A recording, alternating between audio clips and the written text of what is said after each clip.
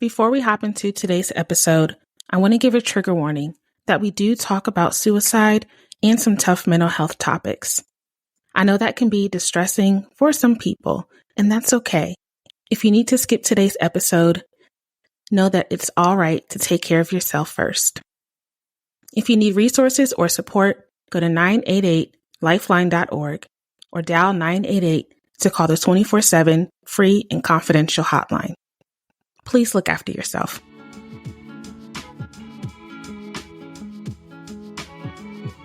Hello, and welcome to Here We Are, the mindful podcast for millennials, where it's all about remembering where we've been, knowing where we're going, and taking up space in the present through the art of storytelling. I'm your host, Teka, and I'll tie together the practice of presence and life lessons with faith and mental health nuggets too. Whether sharing my own experiences or featuring a special guest, I hope to inspire you to take control of your story and take control of your life. I hope you receive what you need from today's episode. And remember to check out the show notes in the description for links that I reference. Ready? Let's journey. All right, good people. So today we have a very special guest, very special to me, but of course a special guest for the podcast. This is my oldest best friend. His name is Norman Frasier. Hi, Norman. Hello, what's going on, Teka? Hello. Hey. Okay, so first of all, where are you joining us from? I'm joining you from El Paso, Texas, almost Mexico. Okay. Almost Mexico. Well, right on the border. Right on the border. Oh. Well, I'm excited you can make time to join the podcast. Excited to be here. Yeah. So I strong-armed him into doing this. No, I'm just kidding. He was willing to do this with me. But before we hop into the podcast, I want to give you a chance, Norman, to tell everybody how we know each other. I want to hear your version of the story because I tell a version to people, but I want to hear your version of the story. I've known Teka since 2002. 21 years. Dang, not you know in the year. 21 years. Lived down the street from each other, went to middle school together, high school. She went off to college first. I went off. Then we're doing life. Still communicating as much as we can, but life's, but I know. Still love her to death. Oh, I love you too. Yes, y'all. 21 years. That's crazy because I didn't remember the year. I didn't even think in years. But yes, we've known each other since middle school. So we've gone through a lot of seasons in our lives, whether together or apart, had a lot of different experiences that I think I could say for me have definitely probably changed or contributed to the woman that I am today. And I'm sure you could say the same. Definitely. Yeah. So I definitely want to talk about that. Whether it's an experience that, I don't know about, so that would be interesting to hear, or something that, we've talked about before, but just from a different perspective. But in order to kind of tell your story, I first want to know the title of the book about your life. So if you could title a book about your life, we're about to have it in Barnes and Nobles, it's going to be on Amazon. What would the title be?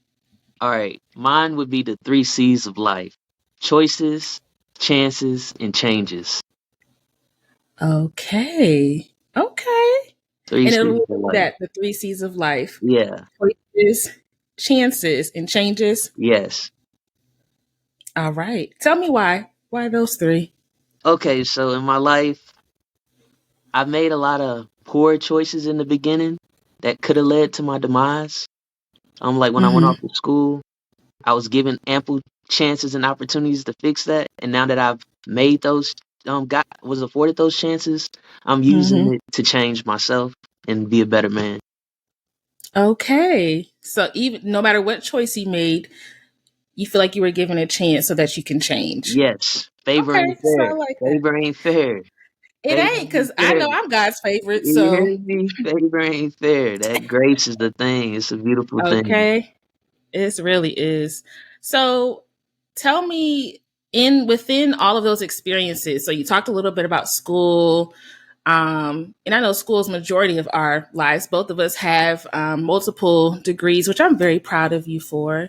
And so we've had a lot of different academic experiences.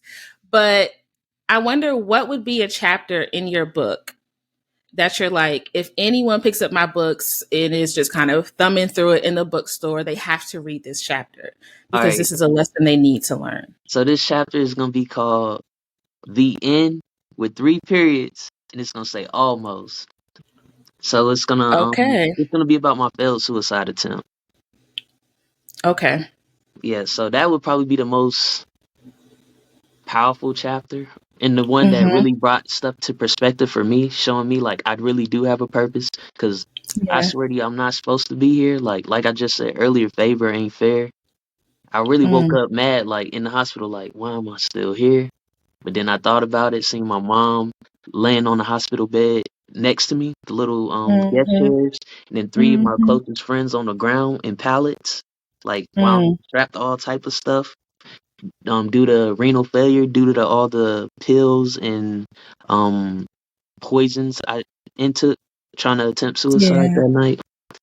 Yeah, so that would be probably that chapter because it's gonna be that's where the shift comes, the change comes because I start seeing all the issues I was having coming to light to me, like a Yeah. mirror. That was a real life mirror in my face, like, oh shoot. I could have Yeah. affected all these people doing this, but favor ain't fair. His grace covered me and I'm still here. Doing all right Grace too. I'm and doing all mercy. right, doing all right. All right. You doing all right. So one thing I want to acknowledge and just kind of make sure that I put a pin in is that you're the second male that I've had or man that I've had on the podcast. And both of them have been about mental health. So this feels very aligned, but I'm very proud to know that this is a space where Black men can feel like they can talk about their mental health. Because I didn't know that this was going to be the chapter he was going to share, y'all. I'm coming into this blind just like y'all. Like, okay, so what we going to talk about? We going to talk about parties. We going to talk about, a time when I got into an almost fight at school. Like, what we going to talk about? And that But plenty of those this is, chapters, but this is I this know, is right? my this is the chapter. We going to skip them chapters. So this is an important topic, and I think that you and I have talked about it a little bit. We talked about it around the time it happened, but I don't think we've talked about it in detail, like real detail. So as comfortable as you are going in terms of deep and vulnerability, what was it that you feel led to that point? The spirit of comparison is the thief of joy. So I was in school, Mm-hmm. grades were crappy because I chose the party lifestyle. I chose going out, doing Mm-hmm. this, doing whatever. So I wasn't focused on school. Mm-hmm. My wife now, my girlfriend then, fiance, she ended up graduating, doing what she was supposed to do. She did everything she was supposed to do. Went and got her. She was an RN. You graduated, so everybody around me was graduating, but I was making poor Yeah. decisions. I ended up going to. I was in ROTC at the time, and we Mm-hmm. went to JBLM for an advanced camp. Did Mm-hmm. great at advanced camp because of my GPA. I got assessed reserves, National Guard. My whole purpose of Mm-hmm. going to school was to commission as an officer, active duty officer. So after that, Mm-hmm. like my whole life was really shook because like when I'm gonna tell my parents because I was so big on because my dad's retired CW5, my mom's retired CW4. I was so big on I can't embarrass anybody. My Can't wife's let them her down. her dad's a retired first sergeant, so I was like I can't let them down. I don't want anybody like looking down on me. So I was really like a lot of pressures of being comparing myself to others and like wanting to make trying to people please. So I was like, you know what, Mm, I can't keep doing this like in myself. Like it was a lot of pressure on me mentally yeah. because I was like, dang man, I really fell off track and I can't get back on track right now. Like I really thought it was the end of the world. Mind you, I was young. So this Yeah. what 2012, I want to say See? 2013. I was young, and Mhm. in your mind at that time, you're not as resilient as you should be because you're still thinking everything is just catastrophized in that moment. Yeah. So I threw a big party that day, that night. I already knew what I was gonna do. I went and got all the pills. Went and got all the sleeping pills. I got rat poison. I got all type of stuff. I was like, I'm gonna do it tonight. Had a party that day. Cause I was like, I had all my friends over. I was still in Orangeburg, South Carolina. Had all my friends over. We Mm-hmm. returned. I was like, after the party, I'm gonna do it. Everybody left. I passed out drunk. So I didn't do it. So I woke up the next morning like, oh man, I ain't do it. I was supposed to do it last night. So that morning, I just started taking the pills. Boom, bottle. The sleeping pills, bottle. Boom. I took like 4 bottles of sleeping pills. A bunch of NyQuil. And then I tried the rat poison, but it was so nasty. I was like, I spit it out. I couldn't do it. Good. So I laid back down because I was hungover. I was like, I lay back down. Me and my cousin lived together. We were housemates at the time. He didn't think nothing of it. I was in the room all day. So clearly I slept that whole day. Didn't get up, didn't go to the bathroom, anything. So this is the crazy part. And when I tell my mom this, like, when I told my mom this, she was just like, that's, because she's big in faith and spirituality. Right. I swear, like, no exaggeration, no nothing. It was like, mind you, I've never met my grandmother or my granddad died when I was young, but they were like, get up, get ready for church. Mm-hmm. So I was trying to get up. Mind you, all the toxins in my bodies. I got up. Back then I was cheap. I had an air mattress. So I'm trying to get out the air mattress Mm-hmm. and fell into the mirror. That's the last thing like I really remember. Fell into the mirror because I Mm-hmm. had a tall stand-up mirror in my room. Fell Mm-hmm. into the mirror. So my cousin, he trying to get in the door. He couldn't get in. So this is coming from their point of view now because I'm out of it. I'm incoherent Because at this point. so they heard the I glass, heard the they heard class. the That's shatter, the the only thing boom. that got their Okay. attention. Mm. Um, so he heard the glass shatter. He went to go get my other friend Jabril. So Jabril and them, they're trying to get in the room. They ended up picking into the room. So they say I'm looking like I don't know if you've seen New Jack City Pookie. Like they said Mm-hmm. I was just sitting on the bed, like eyes going side to side, real bug, like Mm. shoes off.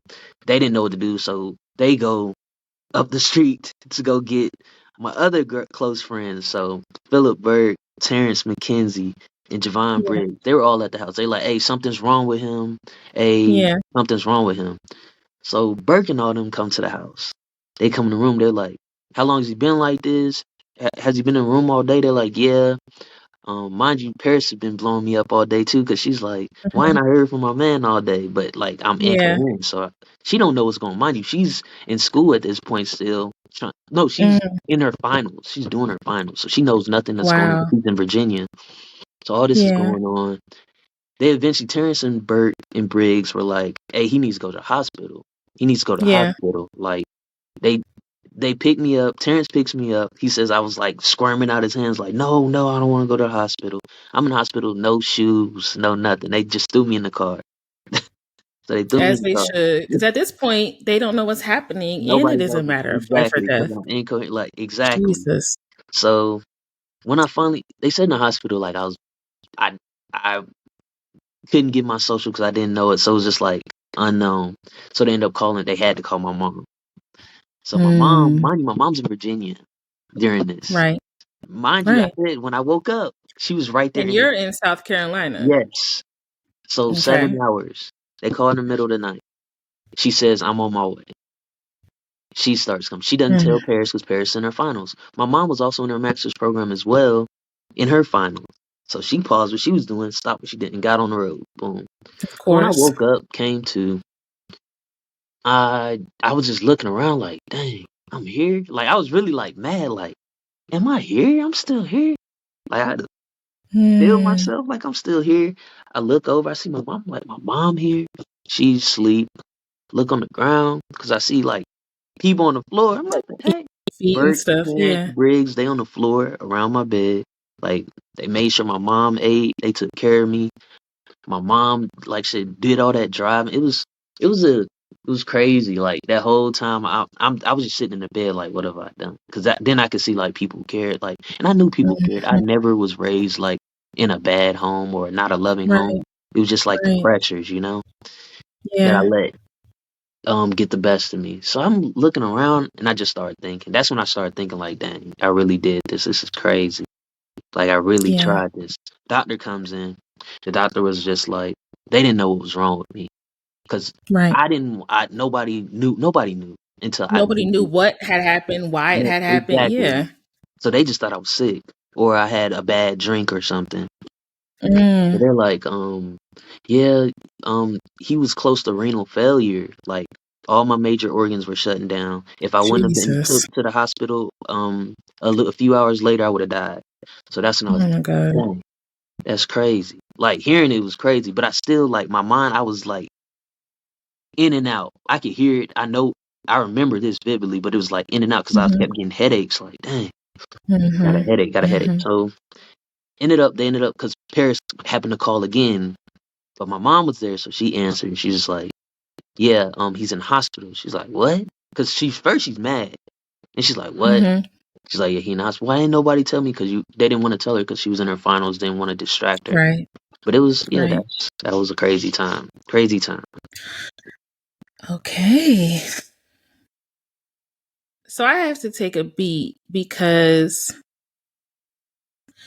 you said a couple things. You said a lot. First of all, thank you for sharing that in detail. Like, first, how did that even feel just now to recall it? Like, when's the last time you've even talked about this? So the last time I spoke about it like publicly was like right before COVID at for Youth Challenge Academy in DC. So like at Okay. first I wouldn't tell nobody about it. I was ashamed of it. But now it's like Hmm. my story can save somebody. You know, it's like it's not that bad. Like And it's can not that and bad. will I and don't probably mind sharing it. has. I don't mind sharing it now. Like at one point I wouldn't even talk about Mhm. it. But I don't mind sharing it Yeah. at all. Yeah. Well, I'm glad that you shared it because it can, you're right, your story can help someone change or even save their life. So I want to go back really quick because I think some people think that in order for you to feel depressed or in order for you to even contemplate suicide, you have to be going through something so traumatic, devastating, terrible, egregious. It's like it has to be very sensationalized as far as what like movies and stuff make it, right? But a lot of times those who are seriously contemplating suicide, it's very subtle. Very subtle. Like you said, you threw a party the night before. Yeah, So people may not have even known, not at right? all. And you Not at probably all. didn't even tell anyone because you did not want the help. You didn't want anyone to intervene. Correct. And so all of that was a result of what you shared. You felt the pressure. You felt like you were comparing yourself, and there's a lot of pressure to kind of live up to some sort of expectation, right? To not disappoint your parents, not disappoint your girlfriend at the time, not disappoint your friends, because you knew, okay, I've already messed up for umpteen years or, a couple of years now in college. I'm in ROTC. I'm supposed to be graduating, be commissioned, like all this stuff, and it's being delayed. Yes. And so, because what you were supposed to do was being delayed based on your choices, right? Now you're experiencing both the consequences, but also you're experiencing those regret. That's Yeah. what it sounds like regret for choices, right? And I don't think a lot of people talk about the fact that people pleasing or, feeling like comparison or feeling this unrelenting pressure Hmm. can lead to those type of feelings as well. Especially you shared, like you grew up in a nice neighborhood, went to nice schools, your parents are both in the military, government, your girlfriend's family, your dad was in the military, you know, my parents working in hospitals and government, like everyone kind of grew up in these certain environments and that was kind of like the norm in our neighborhood, but that didn't mean that we were without any type of problems or issues. Yes. And I'm curious if even before you got to college, like, did anyone talk to you or ask you questions about like how you were feeling? Like, I know a lot of times especially for Black men and Black boys, there's a lot of, oh, like he's just in sports or he doing this or he's, in ROTC, he's getting good grades, whatever. But I don't know, did anyone even ask you, like, how are you feeling? Like, what's going on with your heart? Like, how are your emotions? What are you thinking No. about? No, that wasn't even a thought back then. That wasn't even a thought. Yeah. Like even if it was a thought, like if my parents were, I was so quick to rush them off the phone to where Mm-hmm. I was so quick to rush him off the phone to where it to go party to where it wouldn't really. Yeah. I wouldn't give him that opportunity to ask that. Like, cause I was, Yeah. oh, I'm doing fine. I'm doing fine. Grades good. Knowing I'm Mm-hmm. failing class, you know. Mm-hmm. So you mentioned something too, like you felt shame, not only after the attempt, but even before, right? So you didn't even want to tell the truth. Nah, One, not at because all. you felt shame and you were coping with partying. So you were like, even if I do tell them what's going on, I don't even know how to fix it right now. So I'm just go ahead and party. I'm gonna do whatever. Exactly. Exactly. Yeah. So another thing you mentioned was during the time after you had woke up because you had passed out drunk. So I feel like that was the first mercy moment where even though it wasn't healthy, it was helping you in that moment for you to have passed out hungover because then you didn't have a chance to try it that first time. Exactly. And I wonder what would have happened if you did because everyone probably would have been asleep. Exactly. Exactly. So that was definitely a mercy moment. And I feel like God, I know you said you felt like in that moment, like, I don't have no like purpose. I don't know what's going on. Everybody around me is achieving. But I feel like that was like a moment where God was probably like, you do. And I know you feel like you don't. And you feel like it's real gloom and doom right now. But there is something else on the other side of all of these experiences. And so after that first mercy moment, it's funny how we are as God's kids. We think that our way is the best way of handling situations.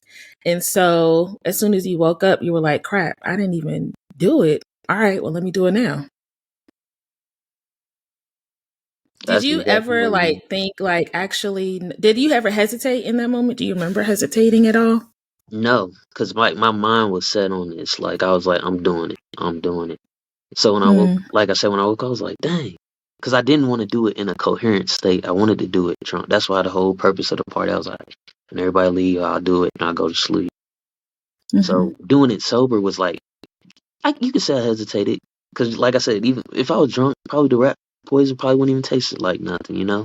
But because I Yeah. was sober, it was just like thinking about everything. I was taking all, like choking on the pills, but I was just trying to get it over with. Mm, mm-hmm.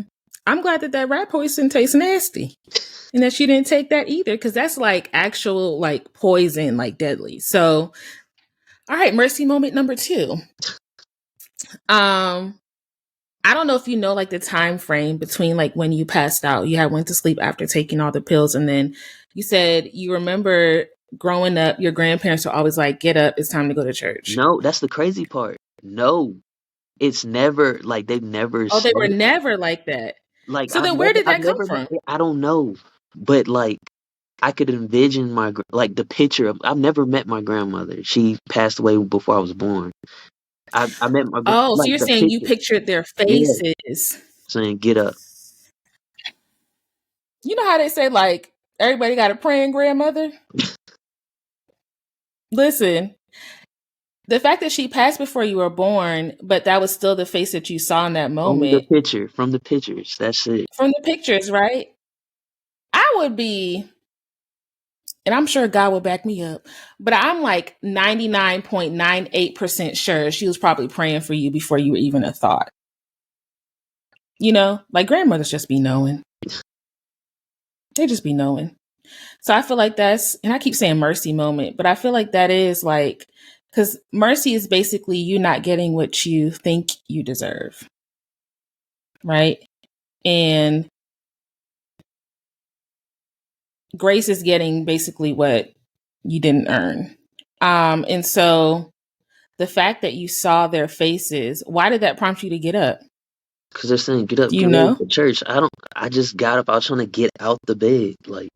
Mm-hmm. And it was like I was back in Virginia because it's my room in Virginia that I was thinking of. So I'm trying to just Mm, get out the bed, but it's a air bed, so it's you know the deflation. So struggling. yeah, Mm-hmm. and then Mm-hmm. the incoherentness, and then like I took a couple steps You and just, crashed right into the mirror. Like when I came back to the room, like they tried to clean up, but you could still see like the mirror, like blood on the mirror still from like because I had cut myself up in that mirror because I crashed right into it mm-hmm. and just was laying on the Mm-hmm. ground.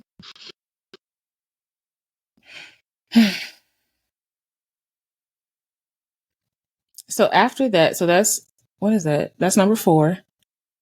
The fact that you crashed into that mirror, because that now alerted your cousin. Who is this? Paul? Yeah, Paul. So this alerting your cousin something's going on, something's not right. Now, one thing that I love is that you were able to name basically like your tribe, like your support system, your brothers, all who were called and like rushed over to come and see about you. And I feel like that's really important piece to note, because a lot of times, even if you feel like you don't have anybody who cares about you, you do. And when it is time, they will show up. Yeah. And so that was like how many people you said? So it was Paul, Jabril, Burke, Terrence. Who else? Burke, Terrence, Briggs. Briggs. So 5 people. And so they stuffed you in the car and took you to the hospital. Next thing they did was who called your mom? The doctors? Because at that point you're a John Doe. Terrence. Well, they're not a John Doe. They knew you who you were. They knew you were Norman. One of them. One of them called your mom. Yeah. When, I'm sure she probably was going 90 miles per hour. When you woke up and saw her, like, what was your first thought? Shame first. First, when I seen her, like after the "I'm still here," it was more so like shame, like, dang, like now, Yeah. because they didn't. It was shame and internal because they didn't know what happened. Still, they don't know what happened till after the fact. I tell them after the fact, Right. but like it was shame, like, dang, I done had my mom get up in the middle of the night and drive 7 hours all the way down here during her final. Because you are her child. Yeah. And she will do it. But I know, and I can understand in that moment, it's like you start to feel bad. How long were you in the hospital? I was in the hospital like 3-4 days. Like they didn't know what was. They gave me a spinal tap. They gave me all type of stuff because they didn't know what was wrong with me. Nobody knew what was wrong with me. Did you tell them what you did? No. I told the doctor. So at this dehydration. Norman. Dehydration to this day. Woof. So this is a random point, but one of the things they say that keeps comparison going is secrecy and shame and silence. Those 3. And that's literally what was happening in that moment. Like they were doing all these tests and you're probably like, we don't even need to do this right now. So during the test, the shame was keeping you quiet. Yeah. Oh, during the test you weren't. Okay, so but even after that, you kept it quiet. Quiet. Like they're saying, like, what? Did you drink something? Did you take a drug? Did you like trying to figure out? I'm like, no, we drank last night. Because mind you, they were at the house too. Because they were trying to figure out. So did they somebody remember the party. Drink or something? Like, how did this happen? Yeah. So when did they finally figure it out? Or like, when did you finally maybe say something? Was it after you were discharged? To the doctors or to everybody else? The doctors. We'll start there, yeah. Doctors never knew. Dehydration is what I went out with. And close to renal failure. It never went medical. Never. Okay. What did you tell your mom? Yeah. My mom knew. So I think everybody ended up knowing, but nobody said nothing until I told them. So they found the empty bottles in my room, the empty pill bottles. Okay. So they told my mom that.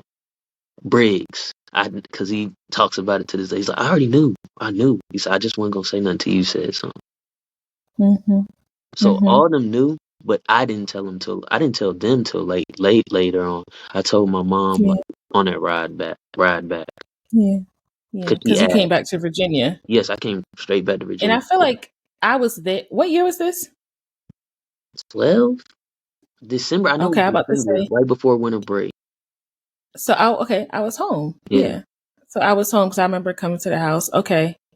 So how did you feel knowing that they knew? Because they had found the evidence, right? I didn't know they knew till later on. No, but I'm saying when they later told you, when they later told you, like, we kind of saw it and we kind of figured, but they didn't treat you differently. Like, how did you feel? That's like, I was like, real? That's real. That's That's real. real what? Like, that's real. Like, they let me be. They didn't bother me. Nobody, like my They mom. let you So my come to mom them. Mhm. was the one that not bothered me, but she was like, she's more so like, if anything, even to this day, I gotta tell her, I'm good. Like, if Mhm. death happens in the family, like she'll call, like try to make sure I'm good, because I don't take death well. Mhm. So, but not like to the point where I want to hurt myself, but it's just like, dang, It's hard. Yeah. yeah, especially young death. So she'll be like, "You good? Mhm. You need anything? Like you, I just checking on you." And my mom does fake checks. Like I can be in a bad mood, my mom will call. I'm like, "Dang, did she feel since?" She's like, "I don't know. Something told me to Moms call." have direct lines to Jesus. I'm convinced because Donna be calling me at the right wrong time. But anyway, And then I'm trying to think when I told Paris. Um, I'm not sure when I told Paris. Thank you. Not sure when I told Paris, but I'm trying to think when I told. So the fellas, when I told them, like Bert was the first person I told because he's like me, like into like mental health now. Like that's just what we talk about now. Mhm. Jock, Mhm. all them. Like it's crazy. Like all of us, me, you, like all of us got Mhm. into like that field, the Mental health. Yeah. social studies. Mhm. But he was just like, it's cool. Like it happens. Like it happens. We weren't gonna treat you no different. Like Mhm. it happens. We understood what you were going through because all he knew, like he knew like what I was going through because like I would tell him like because we were both Yeah. ROTC together. Like he Yeah. legit was making me stay on his couch to wake me up for ROTC in the morning because he was like they gonna kick you out if you don't go. So you're gonna stay at my house and I'm gonna He was take like, I want to see you make yeah. it. I'm gonna make sure you win. Yeah. Truly, even to this day, one of my biggest outside of Paris and my family, like Burke is probably one of my greatest supporters. Like for Yeah. like anything I I love do, that. he makes sure He's he there. shows love. Yes. Okay. I love that. So that's evidence that they didn't, even though your mind and your thoughts, and that's what happens, like, right, we have what's called like cognitive distortions Yep. or irrational thoughts. Our brain is telling us one thing, and although it's valid, because how you feel is valid, it's not always based in reality. And so the fact that your mom, what she did is just want to embrace you and make sure she continues to check on you, pull you closer to her, right? No matter what was going on, no matter about those choices, they pulled you closer. That disconfirmed all of those thoughts that you were having, like, I'm going to let them down. I'm disappointing them. I shouldn't be here. It'll be better if I wasn't here. All of that was disconfirmed by everyone kind of letting you know, no, this is not going to be something we shame you for or make you Hmm. feel bad about. And if anything, we're going to love on you even harder and make sure that you're good and make sure that you don't have to be a certain way Yeah. in order for us to see you as successful. Of course, they want you to win. Like you said, Burke was like, you need to get your butt up and so you can come to ROTC. But that is not where your worth lies. Your worth lies in who you are to them. Correct. Correct. And That's something I so, had to learn later. I learned later. yeah, yeah. How is it now with you? And you mentioned like at that point, Paris was mad before she knew everything that was going Yeah. on. Hey, Paris. And so, what was that conversation for you all like? Because I think and I'm asking because when it comes to partnership and romantic relationships, a lot of times that is where the space where you probably feel the most vulnerable, but you also sometimes feel like you have to hide the most because you don't want to Scare him off.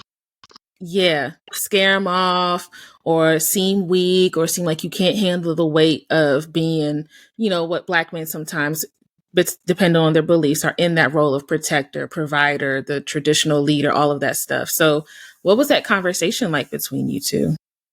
I'm trying to think when I like told her straight up.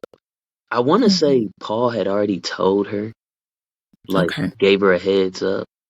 But when I Hmm. told her, she embraced me. Like that's just her character. She's a nurturer, Hmm. so she embraced me. Like you good. Hmm. Like we gon' thug this out as straight. Like Yeah. plan B. Let's figure something else out. Hmm. Hmm. So this was around December, this was winter break. So you were home. What was it like going back to school after this experience? Because everything that led up to this was like, all right, I'd made all these dumb choices. Like, I can't believe this. Like, I'm letting everybody one down. Now we're home. We're seeing that that's not the case. Like, people don't feel that way. And then it's time to go back to school. I What went was back that for a like? little bit and then I was done. Mm-hmm. I came back home. I was like, yeah, I can't do Yeah. this. I couldn't like, Yeah. because I knew there was no coming back and meeting the goal that I wanted. I was like, I got to Mm-hmm. do something different. So that's when I came up with Mm-hmm. my plan B. So I Mm-hmm. ended up leaving and going active duty enlisted. Mm-hmm. So did my enlisted time, freaking finished my bachelor's, Mm-hmm. got my master's, and I went to OCS, 2021. And now I'm officer. So Mm-hmm. everything that I wanted, got now. It's just timing, God's timing. I was just trying to rush God. I was just about to say So everything's there there's a lesson in this for someone who's maybe in that same space, who feels like, especially college is hard. College is a tough season. Your 20s in general, it's just you're trying to figure out yourself. ghetto. Yeah. You're trying to figure out a lot about yourself. Where do I belong in the world? What is my purpose? Am I doing the right thing? All while still trying to, enjoy life. And so if someone was like listening to this, right, and they're like, yo, I felt the same exact way, or I didn't know who I could talk to, or anything, if they just relate to your story in general, what would you tell them that you feel like you needed to hear back then that you didn't? Um, Life goes on. Like, roll with the punches and hunt the good Mm-hmm. stuff. The biggest thing is hunt the Mm-hmm. good stuff. It's a resilience Mm-hmm. tool we use in the army. Hunt the good stuff. Basically, Okay. uh, there could be a lot going wrong around you, but Mm-hmm. you have to think about the gratitude. You got to show gratitude about the good things that's coming from. Like, example, I'm in traffic for work. Right. I'm pissed because I'm in traffic, but instead of being pissed about the traffic, oh, this is time for me to let me make a call somebody I ain't spoke to in a minute and check on them. Like Mm-hmm. using that Mm-hmm. gratitude. So think about Yeah. the good, hunt the good stuff. Don't Yeah. It ain't all bad. I mean, I can't say that because Yeah. to some people it may be. So, and I've learned that Mm-hmm. too. Like what may be small to us is big to Yeah. others, but hunt the good stuff and you'll be alright. Yeah. I like that. Hunt the good stuff. Maybe that should be the title of the episode. Hunt the good stuff. Because that's an army thing, y'all say? Yes, it's a resiliency tool. Resiliency tool. Okay. Wow. Thank you for sharing that. No So problem. how are you, so I want to ask this too. How are you maintaining your mental health nowadays? Exercise. My boys, Mm-hmm. I got purpose. Like I don't got time to be. I don't have the space or time to And when you be say sad. boys, you mean My sons. my Yes. sons, yeah, my three boys, yeah. My wife, Mm-hmm. like I got purpose. Like I'm I'm pur- I know I have a purpose now. Like it's not blurry or anything to me. So I have something to live for. So they keep me going. Like there's nothing. That moment in life, the attempt really changed my Mm-hmm. perspective on anything. Like nothing. I really try not to get upset about anything because life's not that Mm-hmm. bad to me. To me, life's not that Yeah. bad. Yeah. There's two. Or has it? It Uh-huh. hasn't. There's to me. There's two choices. Like because everybody's gonna have these like rock bottom moments, and there's two choices you can have. You can either crack under pressure like an egg, which I did, or you can bounce like a ball and be Mm-hmm. resilient. So I just try to live like this resilient life now. Like that's like my biggest thing. Like that's what my cognate was for my master's, counseling with a cognate and resiliency. Yeah. I love that. Resiliency is a good word too. I like that. So having purpose, looking forward to things that you're going to do with your family, knowing that you're loved, all of those are protective factors. But in general, just knowing that you're worthy and valuable no matter what you accomplish or achieve, right? like you said, everything that you were thinking you wanted to do, although it was delayed, you were still able to get there. The path was just different. You took a detour, clearly, but you still were able to achieve and even more. Because I'm thinking about when you were in college and we would be talking, like, of course, being in the military, being in the army, being an officer, because you were supposed to graduate commission. So being an officer, getting your degree, now you've got another degree, becoming Greek. So you were able to, even this year, cross Omega Psi Phi, Coleman Live. I feel like there are so many things that you were able to still do that is also a testament to patience and trusting God's timing. Yes, exactly. Exactly. Because God knew that day was going to happen. Yeah. Yep. Well, I love you and I'm proud of you. I love you too, Tika. Thank you. I'm proud of you. You doing your Yes. thing. Got the show. Okay. Okay. Show. Okay. Show. You still? No, but for real, I appreciate that. I appreciate that. Well, if you're listening, I hope you've taken a deep breath by now because that can be a lot to listen to, even just thinking about in your own life. So do an audit, ask yourself, am I practicing gratitude? Am I trying to hunt the good stuff or am I just focusing on the bad? Because even though it's bad right now, that's not all that's going on. You can find some good, even if it's one thing. All right. All right, y'all. Well, let's move into our next segment, which is our gratitude segment. Speaking of gratitude, and that is gift. If you listen to the podcast, you know what we're about to do. G is for goal or gratitude. I is for intention. F is for focus or faith. And T is for take action.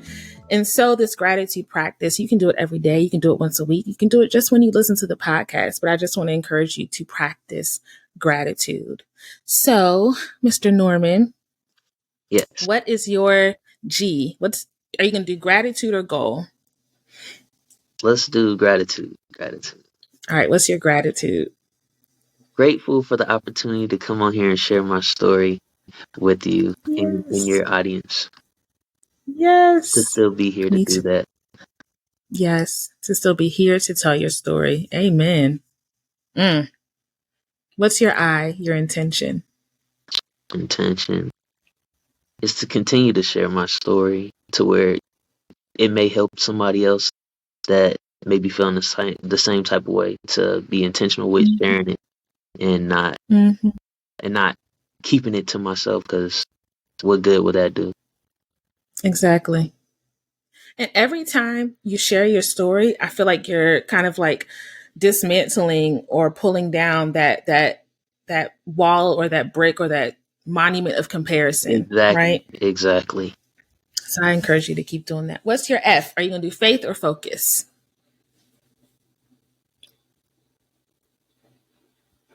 Faith. Okay. What's your faith? Let's do focus. What's your focus? my focus right now is to get on these certs. I got to get me some more of these IT certs. I feel like I gotta get back on my grind. I feel like I started getting everything, then I plateaued. Yeah. I need to get back on my grind, start getting hungry again. So I need to just shift my focus to that. Okay. And then what is your take action? So how do you want to kind of all that you've just shared, what's the next step that you want to do? Take action. Take action. I tried to find one out here, but you have to out here a lot of places to speak at, because I don't mind sharing my story to, especially to teenage males that may be going through the same thing. But I gotta find like another platform to where I can share my story. Probably go to UTEP and figure out like the Black community there, because a lot of it here you have to be bilingual because of where I'm at. So I couldn't do like the detention centers or in the group home because they need bilingual. But I'll probably go to UTEP and try to figure it out. Okay. Well, I encourage you to continue to share. And if you can't find anywhere, create your own platform. All I needed was a platform. That's all you need. That's all you need? Well, I love it. So I'll go next. My gratitude is similar to what you said. My gratitude is that you're still here today. I think that, like you said earlier when we introduced it, we've been through a lot of different seasons, and there's been seasons where we've been really close and others when we've been, just distant, and not by any type of malice, but just life. Life.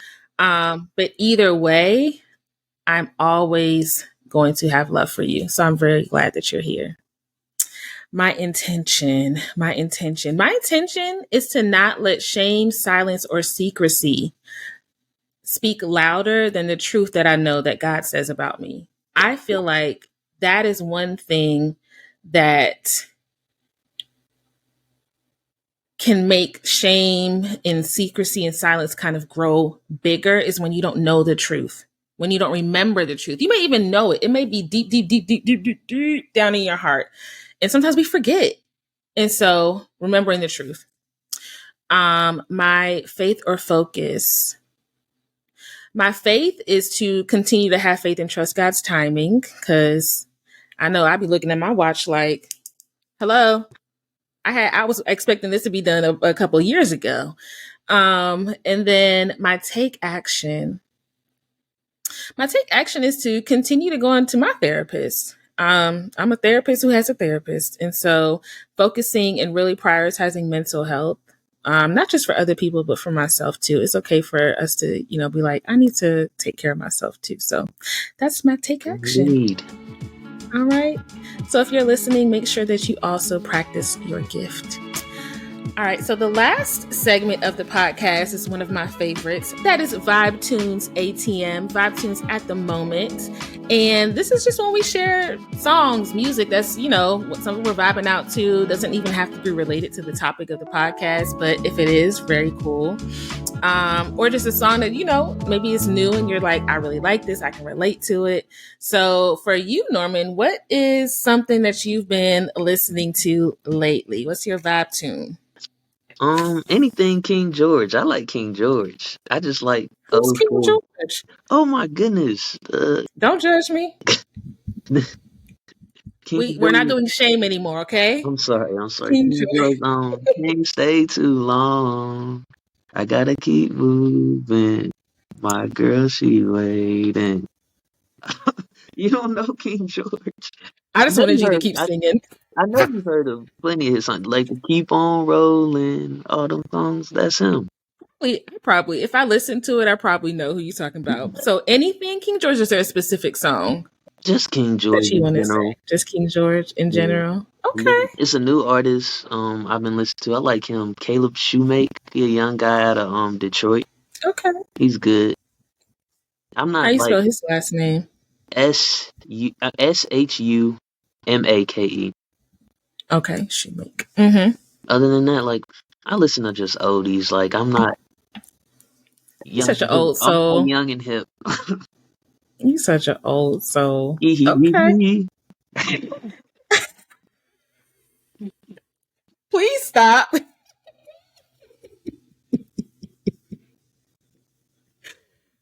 Y'all. All right. See, this is why I didn't want to have no, I'm playing. He's acting up.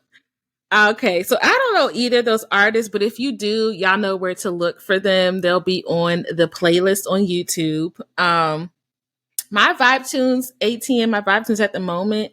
And it's so funny that, we're talking about like God's timing and how, we identify like those mercy moments, and how no matter what choices you make, God did not give up on you. He was like, you may be giving up on you, but I'm not going to give up on you. So let me go ahead and just keep putting up these barriers to you trying to do something that I know is not a part of my plan for you. So my song, and this song has had me wrecked for the last week. It's a song, it's called On Time God, and it's by Woman Evolve Worship, which is Woman Evolve is the kind of like movement that Sarah Jakes Roberts, TD Jakes' daughter, leads. And it's kind of like an extension of Woman Thou Art Loose. But anyway, On Time God by Woman Evolve Worship with Chandler Moore of Maverick City and Abby Gamboa. I think that's how you say her last name. It's like a 10-minute song. and I be snotting for 10 minutes. So I love, love, love that song. Praise. Huh? Listen, worship. I had to keep my eyes open in the car. I said, I need to turn the song off because I can't drive. But then on the other end of the spectrum, another song I'm really liking right now. So Diddy released an album. I think is it Love Off the Grid or Off the Grid or whatever. And there's a song, it's called Bosses in Love. It's with Diddy and Nova Wave.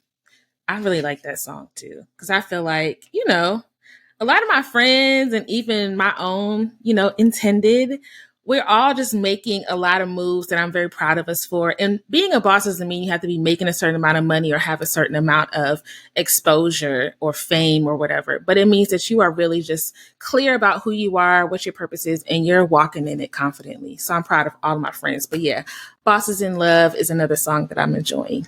Gotta check that out. You got to check out the whole album. It's so good. It's not safe for work, though, or for children.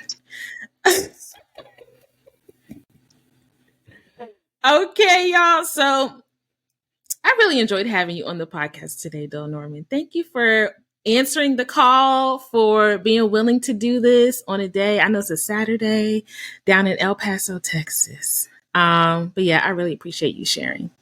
Thank you for having me. You're so welcome.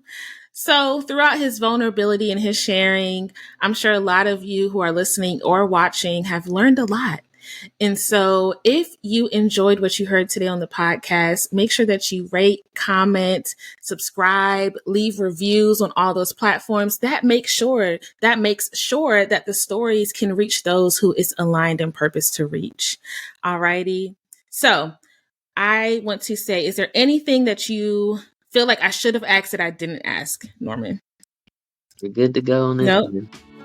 We're good to go. Well, thank you all for listening and watching Here We Are, the Mindful Podcast for Millennials. Let's connect on Facebook and Instagram, Here We Are Podcast with Teka, or the Here We Are Pod. And of course, we're on YouTube as well. Email us at theherewearepod@gmail.com. And remember that your story can inspire someone else or even save a life. Take care.